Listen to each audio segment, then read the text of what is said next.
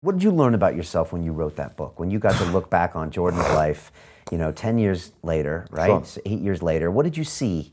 Patterns, things you're talking about today? Oh, yeah, of course, yeah. Well, the biggest, a number of things. Number one was the number of voices in my head.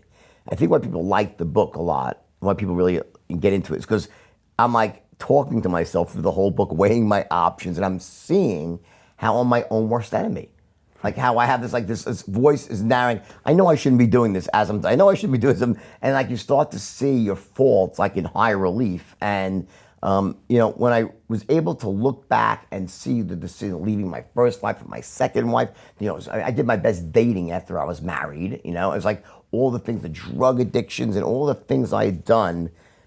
It's like, and when you write, it's like you're peeling back the layers. So it's like, it's like the first draft is everything is rich. It's like you write the first draft and you say, oh yeah, wait. And that it ignites a memory and a deeper memory and a deeper, so you start to really dig out the deepest recesses.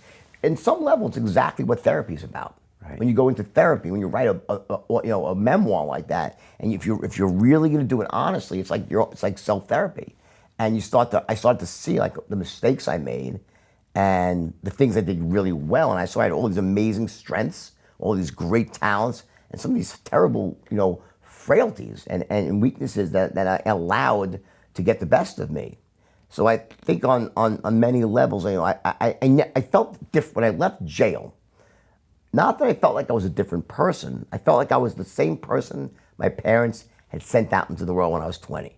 I was a good kid. Right. I wasn't growing up, nothing like, I love, the old movies like Goodfellas. I didn't grow up with a family like that where I was like, we were, knocking over, cars, and I was the most legitimate, parents are accountants. So like, I felt like I was back to that person. That with values and stuff. And then, I got very lucky. I met the right woman also. And that is a big thing, and whether you're a man or a woman, and it doesn't matter who that person is, what the sex is, but when you meet someone, they can either make you better or make you worse. And I don't mean about someone filling your holes, because no one can fill your holes.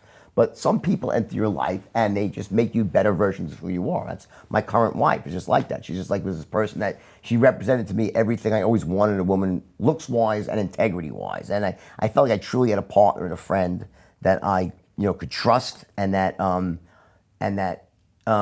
she just had never sold out throughout her life. And it was just, and then she had a son who became my son. I raised him, and he works for me. He's an amazing kid now. He's like, he's just amazing, right? All my kids are great.